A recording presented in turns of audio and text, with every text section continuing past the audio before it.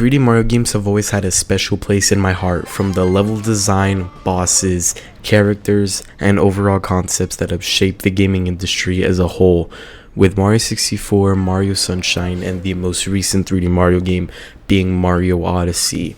But there was one 3D Mario game that has always been above the rest for me, and that is Super Mario Galaxy. Mario Galaxy has everything you want in a 3D Mario game, with interesting level design, a good variety of boss fights, puzzles, and much more.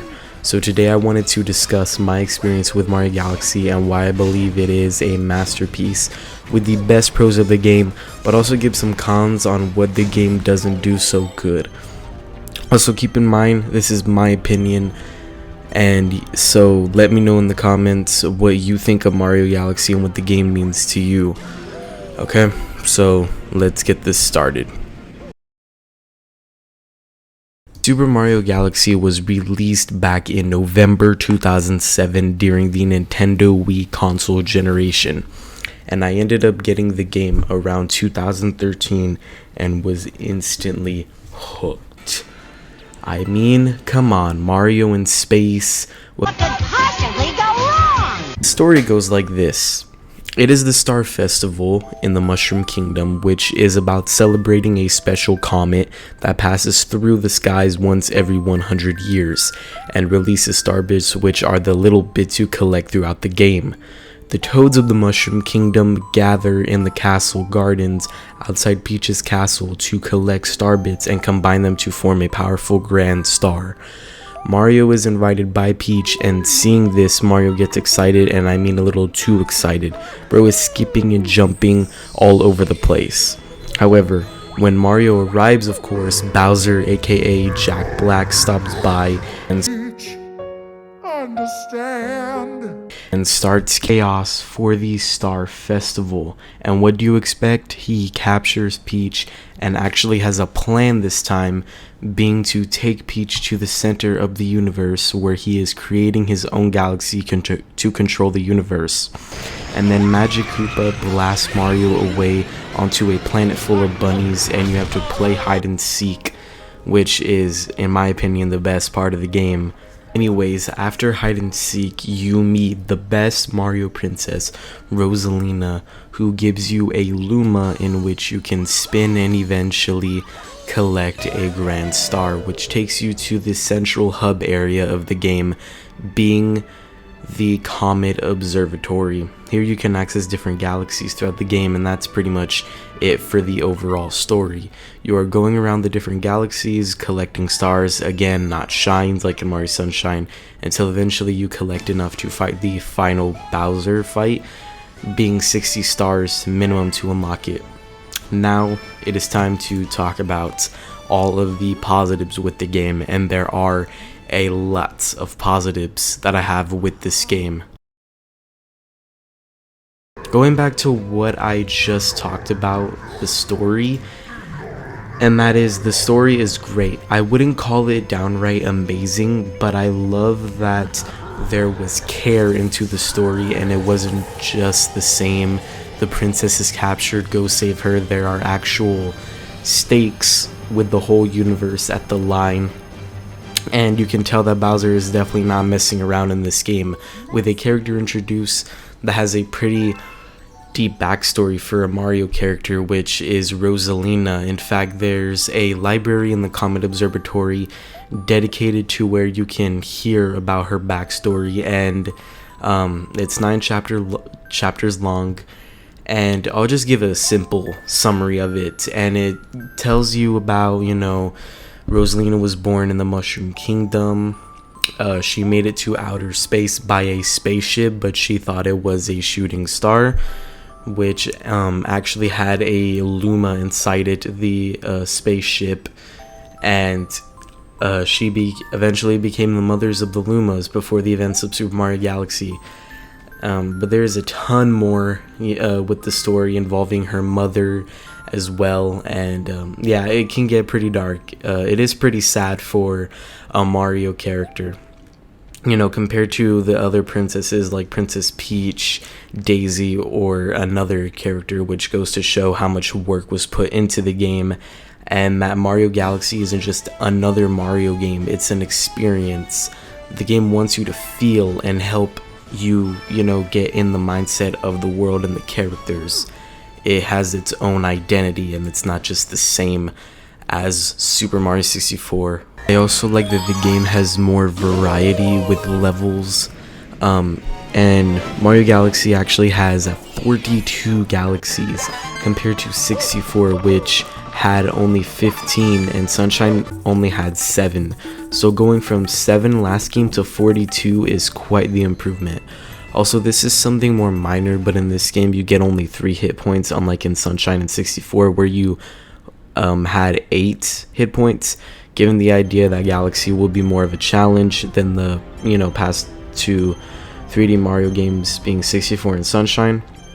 I also love that in Mario Galaxy it always tries to top itself in ideas, where you start out in Good Day Galaxy, where you fight Dino Piranha, get introduced to Star Bits as a way of feeding the Lumas, which are the children of Rosalina. When you feed these and then there are specific Lumas that you feed, and they're both outside the Comet Observatory and inside a level sometimes. And when you feed them the certain amount of Star Bits, you unlock a new galaxy, or in the level you unlock a different section where you can get another star. After that star in Good Day Galaxy, you get introduced to another boss, being King Caliente, which immediately shows the variety of boss fights that this game will give compared to 64, where you just fought Bowser 3 times, and in Sunshine there weren't that many boss fights either. With each section of the Comet Observatory, there is 2 to 3 galaxies in which there is about 6 to 7 stars, consisting of 3 base stars, 2 Prankster Comet stars, and 1 secret star. There is 1 to 2 galaxies where there is about only 1 to 2 stars to obtain, and they are pretty much gimmick levels showing off a specific function, such as the first one of these being Flip Switch Galaxy, which gives you a box. You're on a box and you have to activate all the switches around hitting obstacles such as spikes, and you need to make sure that you're not falling, because there is no space above you, and if you fall, then you will just fall straight into a black hole. These 1-star levels can also be simply a cool level design idea, with the galaxy being made of sweet items, for example. And some of these levels, like I said, are unlocked by giving a specific amount of star bits to a Luma, but some aren't so great, such as the motion control gimmick / levels, but I will discuss those in more detail later. And there's also one where you just catch bunnies again. You're playing hide and seek with bunnies, which isn't fun. Also, there are 3 areas in the game where you will need to obtain a green star. Now, there are only 3 of them in this game, but Galaxy 2 expanded upon this and gave over 120 of them to collect in this game.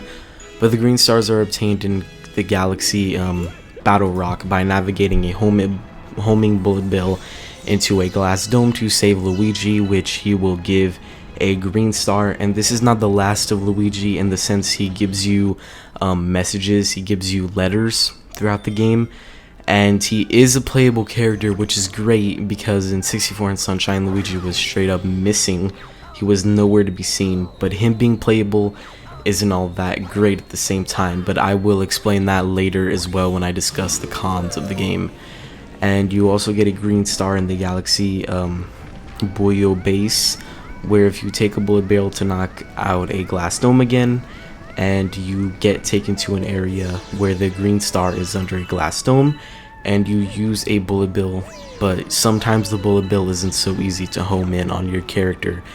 And last for the green stars is in Dusty Dune Galaxy, where you collect 5 silver stars in an area where you have to be careful to not get trapped by the sand that is going up and down. And there are a couple of the silver stars in a couple of levels throughout the game. But yeah, now it's time to talk about the Bowser fights, which is another positive that I have about the game.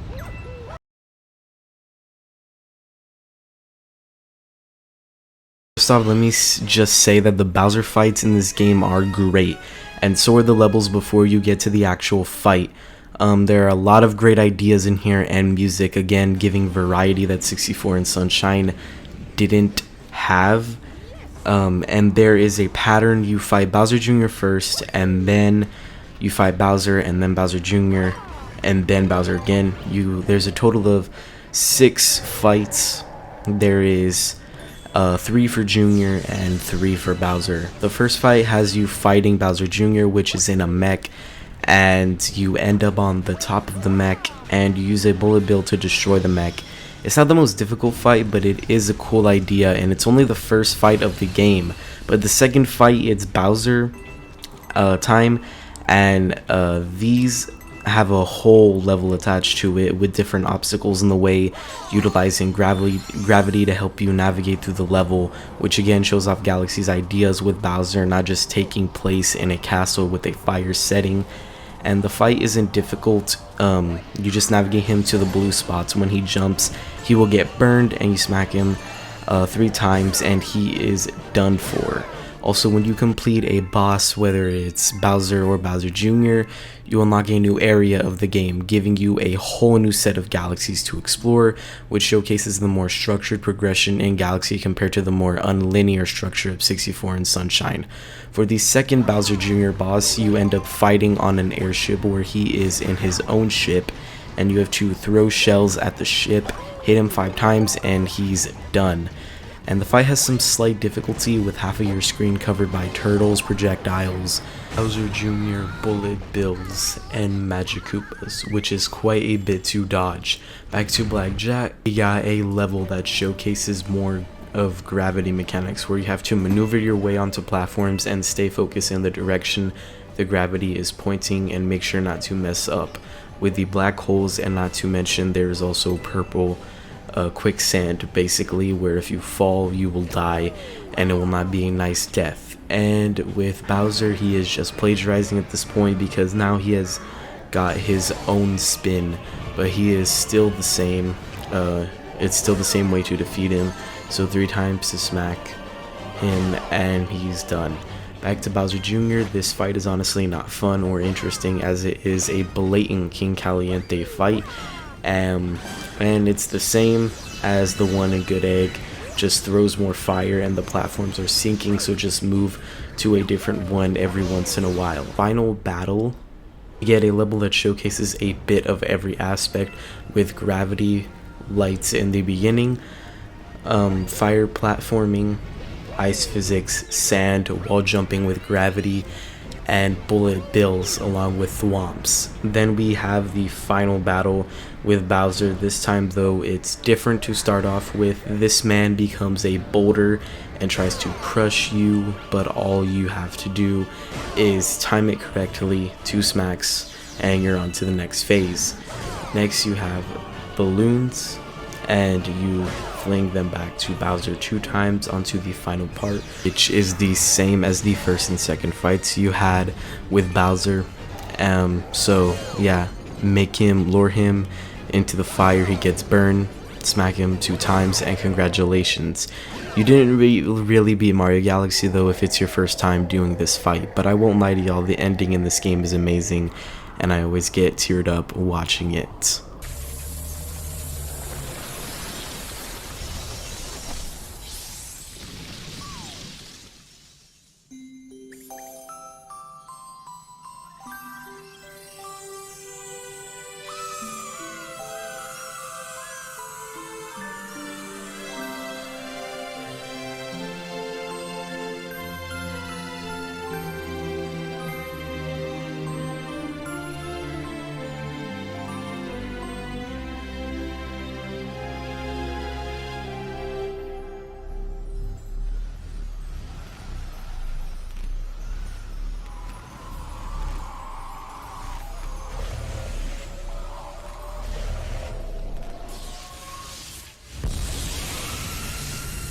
The ending for this game is great, and no one can tell me otherwise when it comes to saving Princess Peach and seeing Bowser, defeated, and then, you say goodbye to Rosalina and the Lumas with the universe resetting.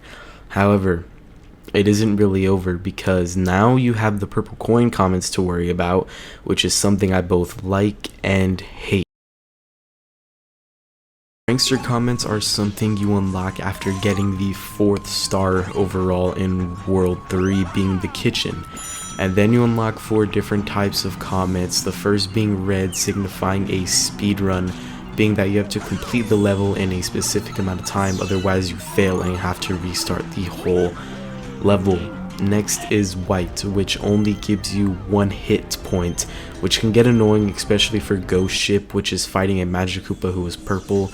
And this fight looks simple, but it's not simply. Only getting 1 hit point makes this super difficult. And the Melty Molten Daredevil run, which only gives 1 hit point, and this was very difficult for me as well, especially on my first playthrough. I can't tell you how many times I wanted to break something because I was so close to succeeding until I didn't. I would have rather had a speed run than a 1-hit star for Melty Molten. Anyways, the next is blue, which gives Cosmic Mario races, which you race against a, well, cosmic version of yourself. There are, however, only 4 of these in the game, and they aren't very difficult. However, there is something later on that makes these races more difficult, but I will talk about that later. Next is yellow, which speeds up your enemies. However, again, these aren't that difficult, and there aren't much of these in the game. And last and least is the purple comets, which are unlocked after beating Bowser for the first time, and these can get bad, especially the Beach Bowl one, due to the fact that some of these coins are in straight up random spots. Like, seriously, who is going to look for the coins in some of these spots? Some are just too long, like the Sea Slide Galaxy. The coins are scattered all over the place, and it takes a while to get around because of the galaxy being mostly water, but some were actually fun for me.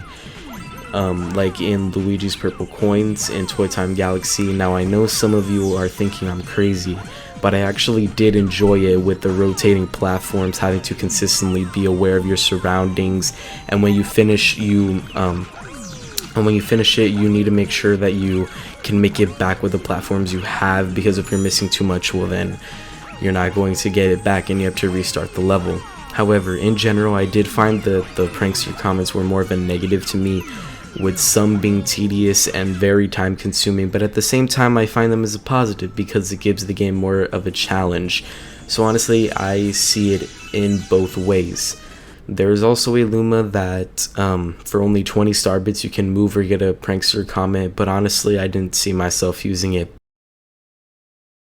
It's time to talk about the puzzles, which go in hand with the power-ups in the game. I did enjoy the power-ups in this game, some highlights being the bee mushroom, which lets you float in the air for a limited amount of time, the fire flower, which is nerfed in this game by only giving you a specific amount of time you can use it, the boo mushroom, which lets you go through walls and become a ghost with a mustache, spring mushroom, which to me was basically kind of fun, being able to jump really high to get to places. Then there is the ice flower, which is basically the fire flower but ice, and then the red star, which is only available in the Comet Observatory, and 1 purple coin level being in the location where you start in the game. Yikes. And the rainbow star, which is basically the superstar, which allows you to become invisible. I like the puzzles in the game due to the fact of how they are incorporated, such as in the Freeze Flame Galaxy, where you have to triple jump on icicles with the ice flower, to where you will find the secret air-ups are also used to get through entire levels, such as in the Honey Climb Galaxy to get through the level, and in Toy Time where you need to use the spring power-up to be a boss. Overall, while power-ups aren't a major highlight of the game, they are still great and are incorporated well into the levels progression. The music in this game is fantastic. One thing everyone can agree on is the music in this game is amazing. From the Galaxy music with Gusty Garden to the Star Celebration music, the Bowser fight music, all of it flows beautifully.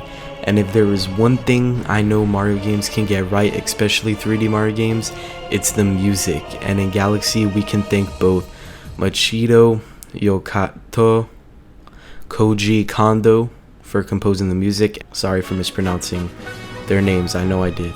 For the wonderful music in this game that feels like no matter how much time has passed, I can enjoy this music like it was my first time hearing it. Despite everything I can say that is positive, there are negatives with this game, starting with motion controls. The number one thing that was forced into Mario Galaxy was the motion controls. Now I have discussed them before, so I'll give a summary on that. I don't enjoy the motion control levels besides the manta ray levels, which I thought were pretty fun, but there is 6 of them and 3 of them are unlocked by the green stars. Yeah, remember the green stars? That is your reward for collecting them. You get more motion control levels. The ball is the worst in gizmos, gears, and gadgets. I can't tell you how many times I've died. I must have died at least 20 times before succeeding, and keep in mind I was using a Motion Plus Wii remote. And the bubble isn't great either. There are times when it picks up too much speed for no reason, and then I just die because it pops in an empty space or an area where there is no more bubbles. The motion controls are something that I definitely don't want to do, but have to do, because I like to 100% my games, and that means that I have to play through them, obviously. But like I said, sometimes they aren't the worst thing. I will have a more difficult time with other stars or Prankster comets, but as far as Galaxy goes, this is definitely a negative in a game that I mostly find positive. Another thing Galaxy does is try to overuse ideas, in the sense that it will have this 2 of the same level type, such as for example the motion controls with the manta ray, bubble, and rolling ball, but the trial galaxies are, well, 3 more levels of that.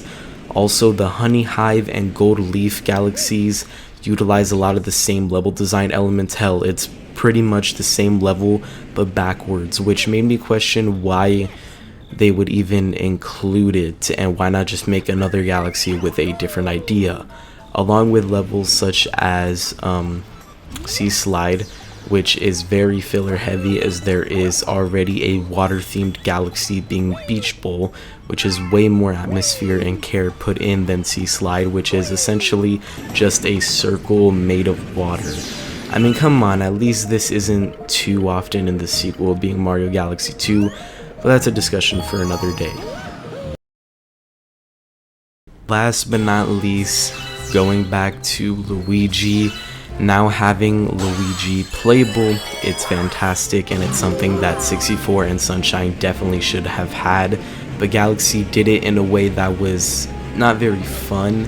After you have conversations with Luigi through messages throughout the game as Mario, and after you have acquired every star as Mario, being 120, you have to beat the final Bowser a second time to unlock Luigi, and after that, Luigi's game is unlocked, and it's exactly the same as Mario's, the same galaxies, prankster comments, Bowser fights, everything. Yeah, and instead of giving you another 120 stars to collect, they make you beat the entire game again just as Luigi. Now there is some credit I'll give Luigi, and that Luigi is more floaty and the jumps are higher, but also mean he is more slippery. I just wish he had that overpowered backflip like in Mario 64 DS. And the Cosmic Luigi races are a lot harder, like seriously. After racing against Cosmic Luigi, it makes me think that Cosmic Mario was just a joke, like his controller was disconnected for half of the race. Cosmic Luigi will use shortcuts, and in the underwater race he'll actually go through the rings, which Cosmic Mario didn't. But also Luigi's game is easier, as there is a toad in the game that will give Mario 5 extra lives, but with Luigi he gets 20 extra lives. I guess now we know how much Peach cares about Mario, huh? Anyways, in general, Luigi's game is pretty much the exact same as Mario, just with slight altercations that won't even be that noticeable. And with Luigi, you still have to beat Final Bowser for the purple comets, and again for unlocking the final level of the game, meaning you have to beat Final Bowser 4 times along with watching the unskippable credits. That's 1 time for getting the purple comets for Mario, 2nd time as Mario for unlocking Luigi, 1 time as Luigi for getting the purple comets unlocked, and twice as Luigi for unlocking the final level. Now, after all that, what is the final level? Well, it is located on the Trial Galaxy area, and what is it? It's just the beginning of the game, but you collect purple coins, and you get a picture mailed to your Wii mail. If I'm being honest, this was a complete troll. After all that, you just get the beginning of the game, but collect purple coins and you get a picture that I guess is nice. But compared to Super Mario Galaxy 2, where you get a final level that is difficult and far more rewarding to complete, that being the perfect run, where after you beat it, you feel like a god, and to this day, it still feels like it is considered to be one of the hardest Mario levels in history. And yeah, it's just a shame that Mario Galaxy got such a lame final level compared to its sequel. With the cons listed, I still love this game. Sure, it does have flaws, but let's be honest, every game does. At its core, Mario Galaxy is not just a game, but a complete experience.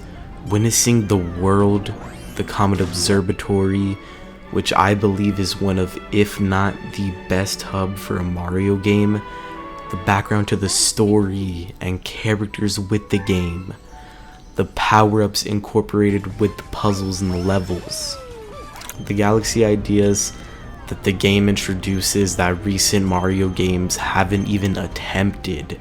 Again, the boss fights and levels attached to them are amazing. The music is absolutely beautiful.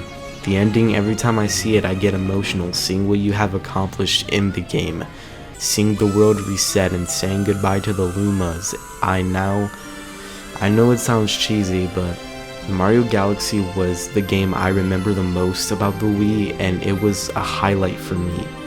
There's a reason why this game is regarded as one of the greatest games in video game history, and it damn deserves it. It does. It deserves all the praise it gets. This game helped me get through tough times. It's why I love the Mario franchise so much. This game has helped shape the gaming industry as a whole, and people I know who have played this game as their first Mario game, it has got them invested. That is the power of Mario Galaxy and what it evokes. People are still enjoying the game years after it released, people playing the game for the first time. It's just an amazing thing, and no matter how much time has passed, I will always remember my first experience with the game and why I love this franchise and why I fell in love with it in the first place. Thank you guys for watching the video. I hope you enjoyed. Like I said in the intro, let me know what you think of this game and what was your experience with it. And with that being said, consider leaving a like if you enjoyed this video, and also consider subscribing for more content like this. And with that being said, peace out.